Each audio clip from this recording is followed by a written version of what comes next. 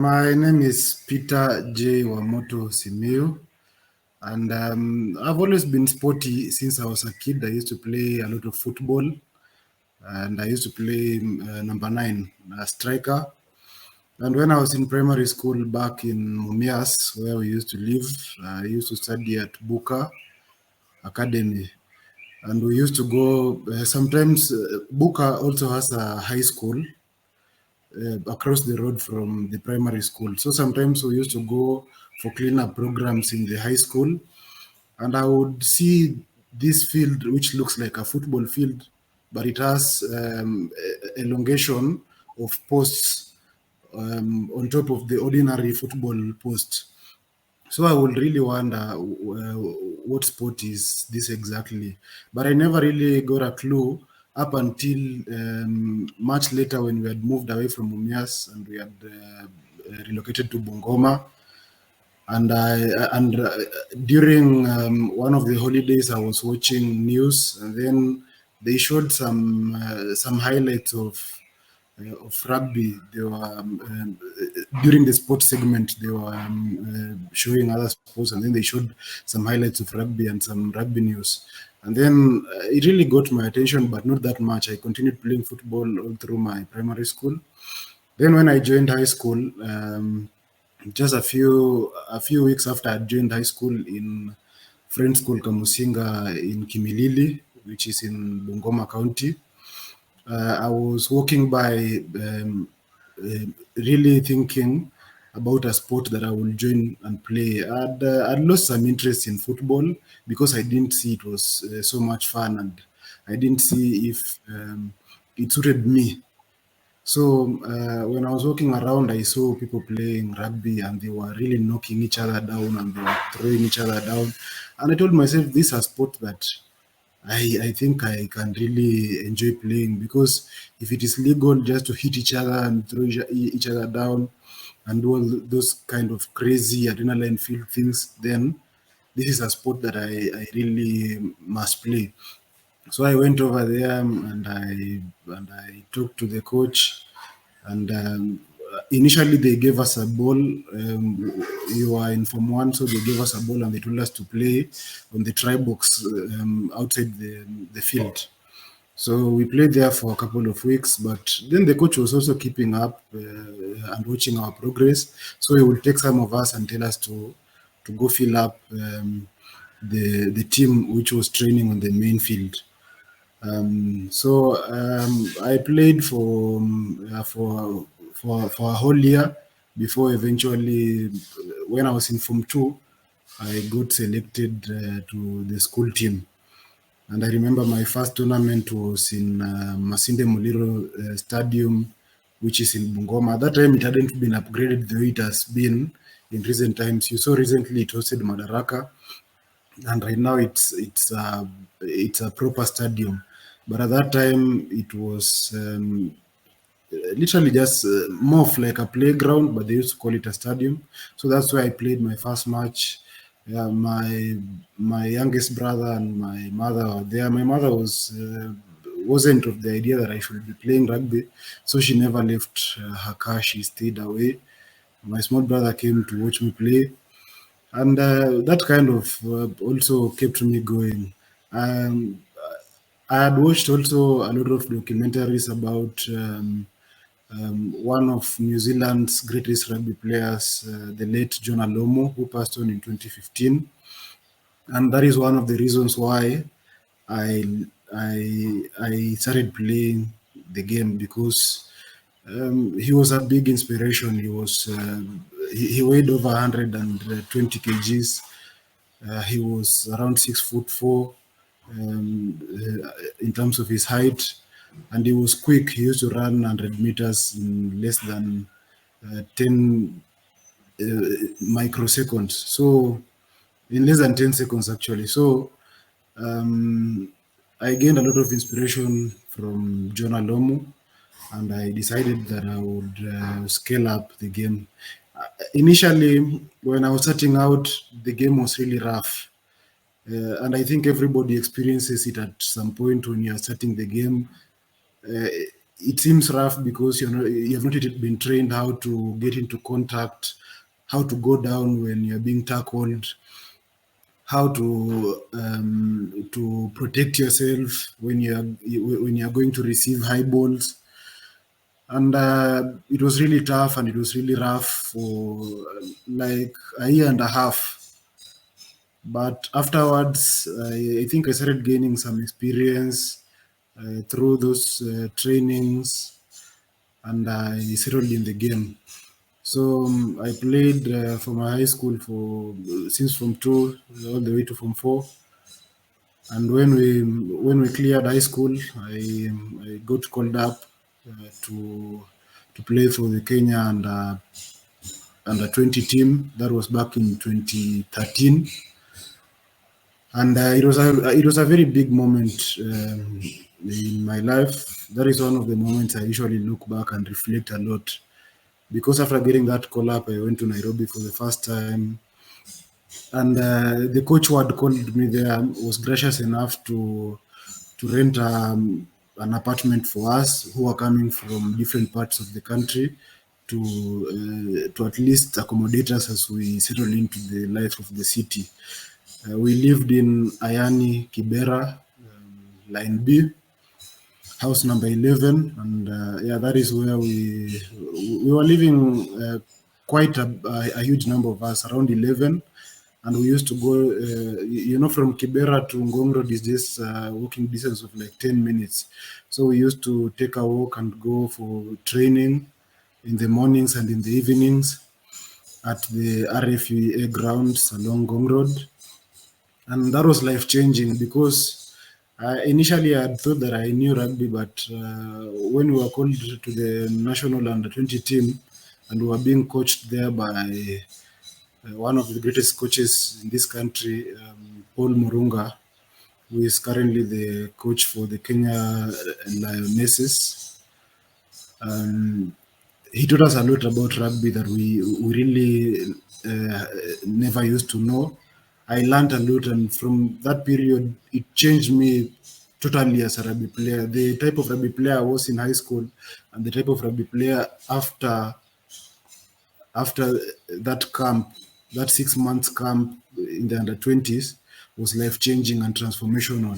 So after that 6 months, in around August of 2013, we went to South Africa to play the Africa under 20 Cup, and we finished position two. We won silver. Namibia, if I must say, Namibia actually annihilated us in the finals, and that was an experience that I've never forgotten. I think in all my years of rugby right now, because it's 11 years after that, the toughest rugby match that I've ever played was that against Namibia. In subsequent years, I've played against current Kenya Cup champions, actually thrice. I've played against Cabras when I was playing for Tuk as captain and when I was also playing for Nondescripts.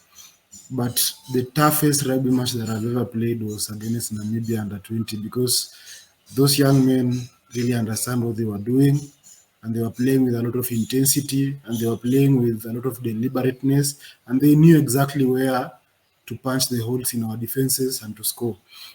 The scoreline was 51 3, 51 8, not 3, 51 8. And yeah, then we came back to Kenya,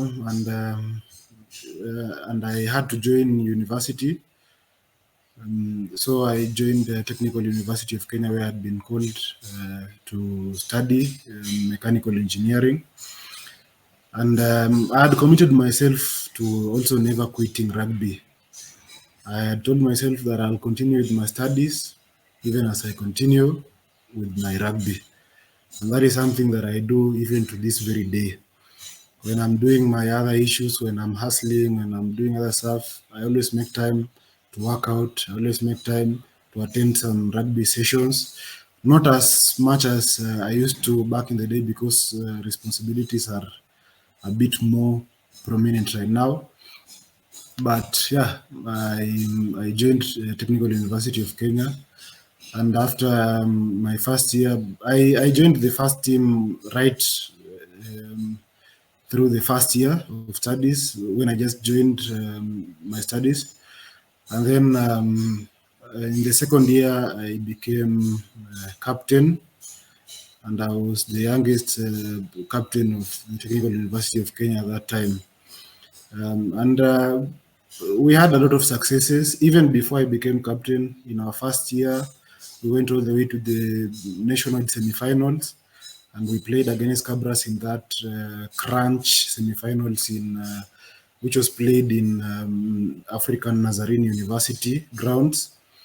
Full-time scores was 3-3, and we had to go to extra time where Cabras defeated us. And the rest is history. You know, after Cabras got qualified for the Kenya Cup, the premier rugby competition in Kenya, I think they have been in every final since that year. That was in 2014. So since 2015, they have been in every Kenya Cup final, and they have won a remarkable number of those titles. I think around 6 out of 9. So um, I captained the team again for another year, and we went unbeaten in the Nairobi region till the finals of the Nairobi region. And then we lost to Egerton University. That was in 2015 in the quarterfinals of the nationwide, in a very contentious quarterfinal, one that elicits a lot of mixed reactions depending on who you ask. A lot of things just didn't go right.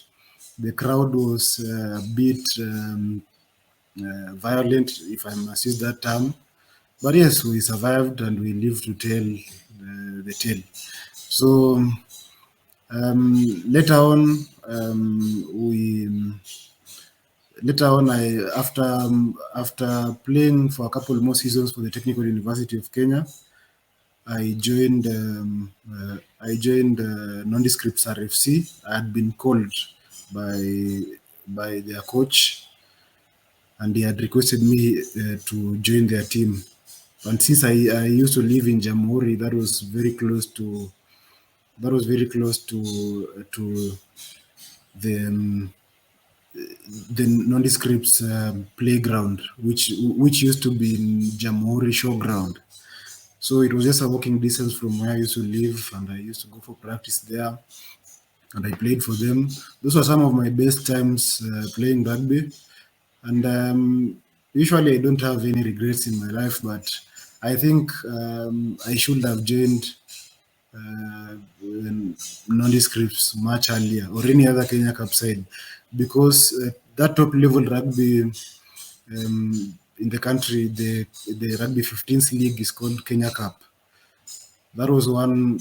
It is challenging, it's intense, it's tough, but it's really exciting to be playing at that top level, and just to be having a lot of fun with your teammates. I made lifelong friends from Nondescripts RFC. It's usually called. It has a nickname. The club has a nickname. It's called Red Lion. So I think I'm part of the Red Lion Pride for life because I donned that jersey and I played for them. I gave my all. I had a few challenges here and there with some contract issues with nondescripts that forced me to terminate my contract with them just after one season of playing for them. But I'm really thankful for the opportunity and platform that they gave me to play for them and to advance my rugby. So then I came to Bungoma and started an academy, a rugby academy called Wazalendo, which has been producing some top talents in the country. And I still participate very actively in coaching and mentoring the young men so that they can scale their talents and make it as far as possible, even farther than I could go.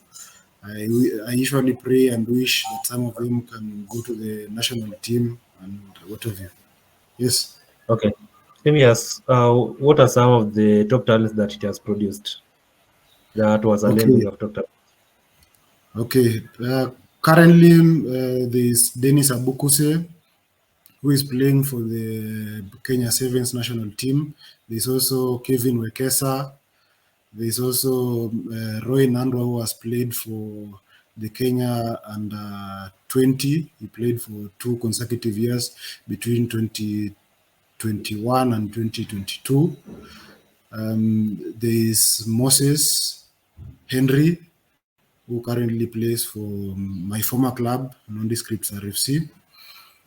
And there's much more that I can mention, but I beg you to allow me not to delve into so much details. But the ones that I've mentioned, you can run through the background and you'll see that yeah, they passed through the academy and they are doing very well out there. All right, so you can continue from where you left. Okay. After Yeah. now, Yeah. So during the COVID-19 pandemic in 2020, I was fully based in Bungoma, um, and I started to try and push for the Wazalendo Academy to become a rugby club on its own. I can't say that we managed to do that, but I think we are still on course because we still continue to run our programs, and some of our players who are still around here, we have donated to a couple of other clubs so that they can keep active and play in the league. Kibabi University is a big beneficiary of the Wazalendo. Some of the young men who trained in the academy are playing for the Kibabi University team in the Nationwide League, and they are doing a commendable job. One of them got a scholarship to go to Britain and study and play just at the start of this year. His name is Stanley Wamamili. And I must say he's a committed young man. I used to see him every morning. He used to appear for the Wazalendo gym sessions in the morning, and every evening he will come for the field sessions. And he was really committed. And I was happy to get that report from the Kibabi University coach, that he had been called up to go and play and study in the United Kingdom.